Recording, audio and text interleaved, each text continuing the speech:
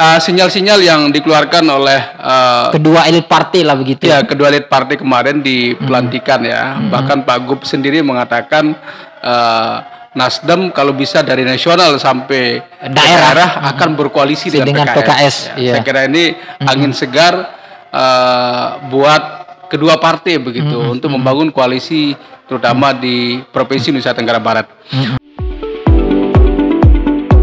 Selamat datang di New Perspective.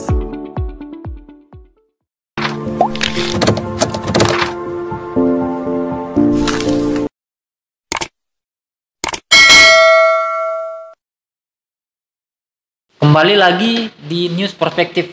Assalamualaikum warahmatullahi wabarakatuh. Saya Ahmad Yani dan analis politik kita Pak Dr. Saiful Hamdi, dosen Visipol Universitas Mataram. Kali ini saya dan Pak Dr. Saiful Hamdi akan membahas terkait dengan keberlanjutan duet pasangan Dr. Zulkifli Mansyah dan Siti Rohmi Jalilah di Pilkada 2024. Tentu kita tahu bersama banyak publik yang bertanya-tanya dan menunggu apakah duet Dr. Zul dan Siti Rohmi ini akan berlanjut atau pecah kongsi di Pilkada 2024. Dan itu semua sepertinya sudah ada titik terang dengan manuver-manuver dari kedua partai, baik dari PKS sebagai partainya Dr. Zul dan Partai Nasdem sebagai partainya Ibu Rohmi. Nah, seperti yang kita ketahui, baru-baru ini dua partai ini sudah saling melempar pernyataan ke publik bahwa kedua partai ini menghendaki tetap untuk bersama, artinya menghendaki keberlanjutan Dr. Zul dan Siti Rohmi untuk membangun NTB ke depan. Bahkan sangat terbuka kemungkinan koalisi yang tercipta antara Partai Nasdem dan PKS ini tidak hanya di tingkat provinsi Pilkada NTB, tetapi juga linear ke tingkat kabupaten kota. Dan hal ini kita akan coba diskusikan dengan Pak Dr. Saiful Hamdi. Pak Dokter, baru-baru ini di acara pelantikan DPW Partai Nasdem, kedua partai saling melemparkan jok-jok lah begitu, sinyal koalisi untuk bersama, dan itu disampaikan oleh Pak Gubernur NTB Dr. Zulkifli Mansyah yang juga kita tahu beliau adalah petinggi PTKS, dan di Partai Nasdem juga disampaikan oleh Wakil Ketua Umum DPW PKS Pak Ahmad Ali. Nah, dengan sudah adanya sinyal kuat dari kedua partai ini untuk berkoalisi bersama di Pilkada 2024, baik di Pilkada NTB dan linear di Pilkada Kabupaten Kota, ini seperti apa pandangan Pak Dokter dengan sudah adanya sinyal koalisi dari kedua partai ini begitu Pak Dokter? Ya, Mas Yani, dari pelantikan kemarin ya kita banyak sekali informasi yang kita peroleh ya terkait dengan sinyal-sinyal yang semakin menguat ya, terutama Zul Rohmi Jilid 2 ya, saya kira ini udah deal Mas Yani ya, secara tersirat ya, walaupun nanti kemudian SK-nya belum keluar ya terutama dari Nasdem. Kalau dari Pak PKS kan sudah ada Dr. Zul yang dicalonkan. Kemungkinan besar Nasdem juga mencalonkan Ibu Rohmi. Tetapi yang perkembangan terakhir ya, walaupun ada suara-suara kader yang kemudian menginginkan Zul Rohmi ini pecah kongsi. Tetapi kan Mas Adi yang tahu isi hati itu kan pasti orang yang sedang memerintah yang sedang melakukan begitu ibarat suami istri lah Mas Adi. Jadi kita ibaratkan gubernur dan wakil gubernur ini ibarat suami istri. Jadi mereka yang tahu hatinya begitu. Kalau ada orang yang mencoba kemudian memaksa mereka bercerai, artinya mengganggu begitu. Begitu pasti akan muncul resistensi dari kedua tokoh ini ya. Mungkin kita pernah melakukan podcast dulu untuk mempertanyakan apakah kedua tokoh ini maju atau tidak begitu, dan resistensi juga cukup tinggi ya. Nah, sinyal-sinyal yang dikeluarkan oleh kedua elit partai lah begitu. ya kedua elit partai kemarin di pelantikan ya. Bahkan Pak Gub sendiri mengatakan Nasdem kalau bisa dari nasional sampai daerah akan berkoalisi dengan PKS. Iya. Saya kira ini angin segar buat kedua partai begitu untuk membangun koalisi terutama di Provinsi Nusa Tenggara Barat. Bahkan kita lihat gestur Bu Rohmi ya sama Pak Zul yang melambangkan dua periode ya. Dan informasi dari internal yang cukup kita percayai bahwa Zul Rohmi ini sudah deal jilid 2, jadi tidak perlu diganggu lagi dengan isu-isu pecah kongsi begitu ya dari kader. Jadi bahkan salah satu tokoh ya yang tidak perlu saya sebutkan namanya mengatakan kader perlu merapatkan barisan. Jadi tidak perlu lagi berbicara tentang isu pecah kongsi ini. Justru Zul Rohmi deal jilid 2 dengan tawaran yang baru. Nah ini menarik Mas nih, bahwa kita tahu kan NWDI juga punya hajatan di Lombok Timur ya, dan juga Nasdem punya hajatan juga Lombok Timur.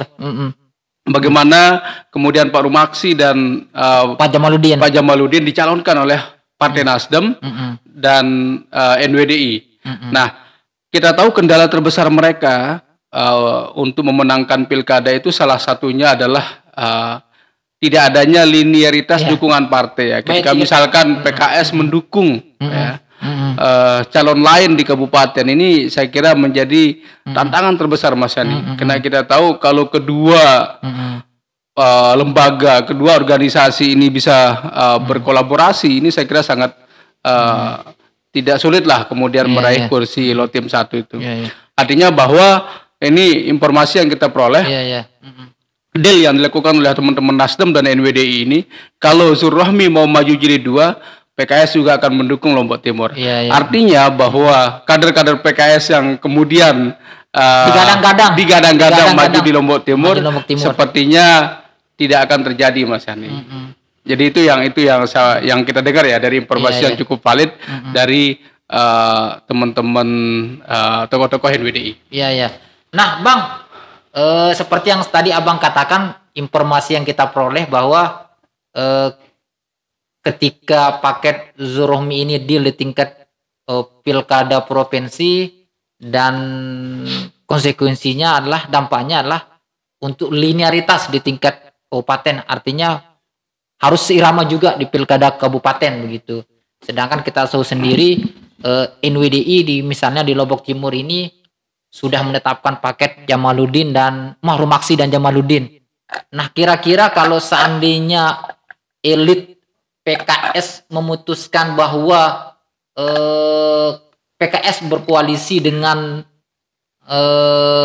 Nasdem mengusung paket Rumaksi dan Jamaludin, sedangkan di sisi yang lain begitu kuat aspirasi dari kader internal PKS yang menghendaki Pak Abdul Hadi misalnya saat ini kan yang muncul sebagai kandidat yang diusung, dan kita tahu sendiri juga pemilu legislatif 2019 itu PKS sebagai partai pemenang, dan saat ini Pak Murna menjadi ketua DPRD-nya.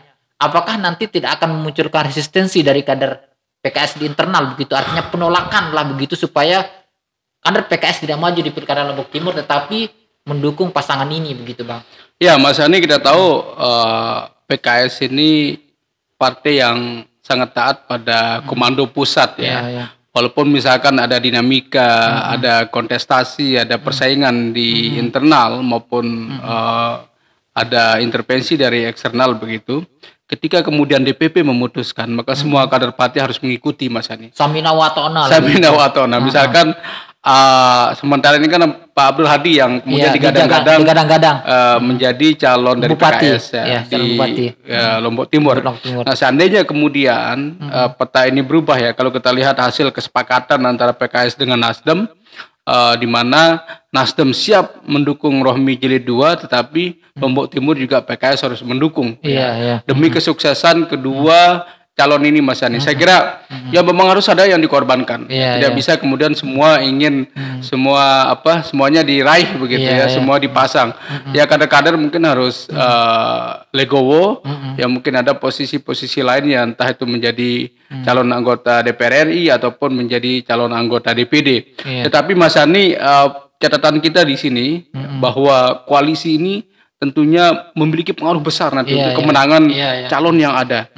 Karena belajar dari kasus pilkada yang kemarin ketika Bang Samsul Lutfi tidak didukung oleh PKS, apa yang terjadi? Suara beliau sangat sulit untuk terdongkrak begitu. Ya banyak teknis lah di lapangannya. Kenapa kemudian Bang Samsul Lutfi mengalami kekalahan begitu di pilkada Lotim. Jangan sampai kemudian pasangan Rumaksi dan dengan Bang Jamaludin ya ini juga mengalami nasib yang sama. Tetapi ya tentu berbeda Mas Ani ya. Setting sosial dan kondisi politiknya berbeda. Saya tahu Rumaksi juga tokoh yang cukup kuat ya. Beliau kemudian sekarang menjadi incumbent ya, wakil Bupati Lombok Timur dan basis beliau juga cukup jelas begitu ya. Nah, begitu juga dengan Bang Jamaludin. Saya kira seandainya misalkan yang terburuk ya, skenario terburuk PKS ngotot memasangkan Abdul Hadi, saya kira pertarungannya akan sangat menarik nanti. Iya. Nah, Bang, kita bicara keberlanjutan paket Zurohmi Jilid 2 ini tentu akan menjadi paket petahana yang komplit gitu. Kenapa? Karena mereka tetap utuh, tidak ada pergantian. Istilahnya kalau bahasa main bolanya tidak ada pergantian pemain. Nah, gitu kan. Gubernurnya tetap, wakil gubernurnya tetap. Nah, kalau kita bicara rivalitas, tentu ini dengan posisi mereka sebagai petahana, mengelola APBD segala macam, tentu akan menjadi keunggulan tersendiri bagi dua pasangan ini begitu. Di hadapan para tokoh-tokoh yang kemungkinan akan menjadi rivalitasnya. Nah, kalau Abang melihatnya sejauh mana nanti para kandidat-kandidat yang akan menjadi rivalitasnya paket Zurohmi ini akan berhitung terkait potensi kemenangan mereka jika menghadapi paket ini begitu Bang, paket Zurohmi ini. Ya, Mas Yani, tentu keputusan kedua kubu ya, baik Bang Zul ya dari PKS, kemudian Bu Rohmi dari Nasdem untuk melanjutkan koalisi ini, saya kira tentu banyak pertimbangan Mas Yani. Ya, kita tahu pertama mungkin pertimbangan konstituen ya. Tentunya mewakili kedua jamaah yang ada di PKS maupun di NWDI ya. Sekarang kemudian dalam skup yang lebih besar ada suara Nasdem di sini. Nah, kemudian yang kedua Mas Yani ada Sumbawa, ada Lombok. Kita tahu Bang Zul cukup kuat di Sumbawa. Kemarin ada beliau sukses di sana ya, menjadi wakil bupati ya. Ya, artinya memenangkan pilkada di Pulau Sumbawa. Nah, Mas Yani, saya kira pertimbangan-pertimbangan ini yang kemudian yang menjadi pegangan teman-teman ya, terutama di kubu Nasdem lah saya kira ya. Dulu ketika katakanlah ya Bang Zul datang dengan budget yang terbatas begitu kan. Sekarang kan beliau udah jadi gubernur nih. Pasti kan uangnya udah banyak lah gitu ya. Modalnya cukup lah untuk artinya sudah cukup untuk menabung untuk kepentingan pilkada. Untuk kepentingan pilkada Mas Yani. Kenapa kemudian ya mungkin ini prediksi saya aja. Kenapa harus pecah kongsi kan begitu. Kalau memang bisa nyambung lagi. Dan saya lihat sih pemerintahan Zurohmi ini ya oke lah, ada yang mengatakan belum banyak perubahan ya bagaimanapun kita tahu kan hampir 2 tahun kita terkena COVID-19 ini. Tidak ada gempa bumi lah begitu. Ya, tidak ada daerah yang terlalu menonjol keberhasilannya Mas Yani. Dengan budget yang terbatas, kemudian masyarakat dilarang keluar ya. Justru NTB ya bisa dikatakan berhasil menangani COVID ini ya. Cukup banyak sektor-sektor yang bisa diselamatkan kalau saya baca di media ya. Ketika misalkan Bang Zul bisa mengamankan pengusaha-pengusaha lah supaya tidak mati suri begitu di masa awal COVID kemarin. Artinya bahwa dengan modal yang ada sekarang, dengan budget yang cukup besar, kemudian Bu Rohmi saya yakin masih bisa mengunci tokoh-tokoh penting ya untuk mendukung beliau, terutama di internal NWDI, walaupun kita tahu mereka banyak yang kecewa. Saya yakin bahwa mereka juga akan sami'na wa ata'na untuk mendukung kedua pasangan ini. Dan Mas Yani, ini catatan kita ya, yang paling menonjol memang kalau kita perhatikan keinginan kuat dari Bang Zul dan Bu Rohmi menyekolahkan anak-anak kita di NTB ini. Ini saya kira poin penting Mas Yani. Dengan budget yang terbatas, anak-anak kita bisa sekolah di luar negeri, bisa menikmati Eropa begitu kan. Ini saya kira menjadi catatan lah. Saya ingat dulu Gubernur Kalimantan Timur, mereka punya beasiswa namanya Kaltim Cemerlang juga. Kaltim Cemerlang itu banyak sekali disekolahkan. Tapi wajar lah kalau Kaltim kan dananya banyak ya, bahkan mereka banyak pertambangan besar di sisa keuangannya kalau Kaltim. Nah, NTB ini dengan dana yang terbatas ya, pemerintah berani kemudian mengeluarkan uang untuk investasi pendidikan. Saya kira ini investasi yang patut kita hargai, Mas Yani. Terlepaslah orang nggak suka Bang Zul ya, atau nggak suka pasangan ini, tetapi perlu kita perhatikan satu-satunya gubernur yang berani kemudian melakukan terobosan untuk investasi di dunia pendidikannya. Beliau sih tidak muluk-muluk ya, walaupun misalkan teman-teman yang nantinya tamat ya tidak tahu diharapkan kembali ke daerah, tetapi setidaknya Mas Adi, mereka kemudian udah punya modal pengalaman di luar negeri, dan ini kita tahu mereka akan menjadi calon pemimpin di NTB. Nah, kita bicara sekarang dengan sudah ada kepastian bahwa Ibu Rohmi bergabung ke Partai Nasdem, tentu juga ini kalau kita bicara di tingkat legislatif begitu di DPR, tentu ini akan menopang juga program Zurohmi untuk bisa dimuluskan di legislatif, karena selama ini yang kita ketahui bahwa yang hanya menjadi bumper Zurohmi di legislatif itu kan hanya PKS, PKS sendiri. Nah, sedangkan sekarang saat ini kan sudah ada dua partai ini yang berada di belakangnya Zurohmi, yaitu PKS dan Partai Nasdem. Tentu kedua partai ini akan berkolaborasi dan bersinergi untuk mengamankan kebijakan-kebijakan Pemprov NTB di bawah pimpinan Zurohmi di legislatif. Nah, dengan kondisi ini seperti apa Abang melihat peta politik perubahan nanti di legislatif Bang, untuk bagaimana pengamanan kepentingan atau program pemerintah? Ya, saya kira Mas Yani, kenapa kemudian orang maju lewat partai ya, karena dukungan di Dewan itu begitu penting. Tidak bisa kemudian eksekutif ini berjalan sendirian ya. Peran Dewan tidak bisa kita abaikan. Nggak bisa diabaikan. Walaupun dalam pilkada ada istilah calon independen. Orang bisa saja mencalonkan diri tanpa partai, kemudian mengumpulkan KTP ya, dan bisa memenangkan. Tetapi perlu kita ingat bahwa DPR ini yang juga menjadi mitra pemerintah tidak bisa dinafikan fungsi-fungsinya, karena ini sudah diatur di dalam undang-undang, termasuk dalam penyetujuan ya anggaran ataupun budget yang akan digunakan oleh pemerintah untuk melaksanakan program. Nah itu Mas Yani, saya kira dengan komposisi yang berubah sekarang ini, setidaknya ada dua partai yang kemudian mendukung pasangan Zurohmi, Nasdem dan PKS ya, dan tentunya juga kita tahu Bang Zul ini kan banyak linknya ya. Beliau sangat terkenal dengan lobi-lobi politiknya lah. Koboinya Sumbawa gitu ya. Koboinya NTB begitu. Bisa melobi ke sana kemari ya. Kita nggak tahu, mungkin bisa jadi beliau sudah lobi ketua partai di pusat kan, untuk mendukung beliau di periode kedua ini. Saya dengar-dengar sih mungkin Golkar bisa bergabung, kemudian Demokrat bisa bergabung mendukung Zurohmi. Nantinya koalisi PAN besar ini tentu membutuhkan lobby-lobby yang cukup kuat begitu ya, untuk cukup intens lah, cukup komunikasi. Dan Mas Yani, ini menjadi modal penting ya buat Zurohmi jilid 2 saya kira. Seandainya nanti memenangkan pilkada juga jalan mereka lebih mudah begitu. Ya, Bang, bahkan banyak selentingan-selentingan yang muncul begitu ketika sudah ada sinyal kuat dari kedua partai ini, PKS dan Nasdem, untuk menghendaki koalisi Zurohmi ini berlanjut, berpotensi membuat pilkada NTB 2024 melawan kota kosong. Karena dengan posisi Zurohmi yang petahana dan tentu secara ekonomi, logistik, mereka mapan lah karena mereka berkuasa. Nah, sedangkan di sisi yang lain kan kita tahu sendiri seperti apa perekonomian kita hari ini yang sangat sulit. Mulai dari gempa, terus dilanda COVID yang tidak berkesudahan.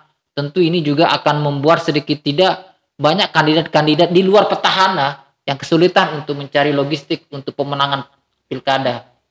Nah, kalau Abang melihatnya ini, ketika Zurohmi ini deal berpasangan, kira-kira berapa potensi kandidat yang akan menjadi rival dari pasangan ini begitu? Apalagi seperti Abang katakan tadi nih, info yang beredar juga mengatakan bahwa Dr. Zul ini sudah mengunci partai-partai ini untuk mendukung Zul Rohmi lagi begitu. Apalagi memang Dr. Zul ini kan kita tahu punya hubungan yang cukup bagus dengan ketua-ketua umum partai di tingkat DPP begitu, Bang. Ya, Mas Yani, mudah-mudahan saja ya, harus ada rival lah. Jadi nggak seru kalau. Tapi kita berharap ada rival begitu, ya, biar nggak seru kalau misalkan hanya gitu. satu pasangan melawan kotak kosong ya. Kita berharap bahwa minimal lah ada 3 calon lah untuk bertarung di Pilkada NTB ini. Tetapi kans terbesar memang masih lah untuk petahana ini ya. Jadi banyak sekali modal-modal yang mereka miliki begitu untuk bertarung di 2024 ya. Untuk periode selanjutnya, ya minimal budget sudah banyak, ya modal cukup ya untuk membayar saksi, kemudian membayar tim sukses, membayar mahar partai, dan juga membayar mahar partai. Ini yang repot. Ini yang repot ya. Jadi ya itu Mas Yani, sering saya katakan banyak orang mau jadi gubernur, mau jadi bupati, tetapi uang ini yang kurang. Bayangkan kalau uang ini tidak cukup. Ya bagaimana kemudian mereka mau membayar partai ya. Tidak ada makan siang gratis sekarang ini.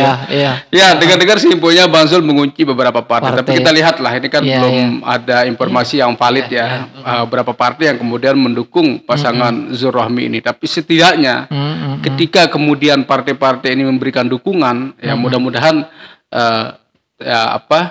ini selaras juga dengan dukungan masyarakat, Mas Yani. Saya kira yang penting itu di pilkada adalah dukungan masyarakat secara administratif ya, bahwa tokoh-tokoh ini butuh dukungan partai, tetapi secara kalkulasi kemenangan tokoh-tokoh ini butuh dukungan masyarakat. Jadi kampanye door to door, kemudian menyambangi warga, saya kira ini yang sangat penting perlu dilakukan oleh kedua pasangan ini nanti. Tentunya juga dengan pasangan-pasangan yang lainnya. Dan saya lihat juga Bang, salah satu yang menjadi kelebihan dan keunggulan dari pasangan Zul Rohmi ini adalah gaya belusukannya. Ya kita tahu seperti apa Dr. Zul ini terutama ya, yang dalam sehari itu bisa menyambangi beberapa titik. Coba misalnya kita ikuti di medsos media beliau lah begitu, di Facebooknya. Dalam satu hari itu mungkin beliau bisa berada di 5-6 titik. Jam sekian berada di sini, jam sekian berada di situ, jam sekian berada di sini, jam sekian berada di situ. Kan itu tidak artinya itu kan butuh energi besar, butuh tenaga besar, dan saya lihat tidak semua politisi mampu melakukan itu. Iya, Mas Yani, belusukan ini menjadi tren ya, menjadi tren pemimpin kita sekarang sejak era Jokowi ini semua kemudian belusukan begitu. Nah PKS kita tahu mereka sangat aktif ya ketika musim pilkada, selalu door to door, kemudian menjambangi warga ya, bertatap muka. Saya kira ini salah satu metode lah untuk meraih suara begitu. Tetapi dukungan-dukungan yang lain juga sangat penting ya, termasuk dukungan logistik, kemudian dukungan kultural dari jamaah ini yang saya kira sangat perlu untuk untuk diamankan begitu, dikonsolidasikan. Jangan sampai kemudian suara jamaah kita juga diabaikan begitu. Jadi jamaah kita ini butuh disiram juga gitu. Jangan kemudian dilihat wah jamaah kita ini udah taat nggak perlu dibantu ya. Justru suara-suara yang pas ini diamankan dulu begitu. Jangan kemudian suara luar saja yang diperhatikan. Ya saya kira itu Mas Yani. Ya pemirsa, sekian diskusi kita dengan Pak Dr. Saiful Hamdi. Saya tidak akan mengambil kesimpulan apapun. Sampai berjumpa di New Perspektif dengan tema dan isu yang berbeda. Assalamualaikum warahmatullahi wabarakatuh.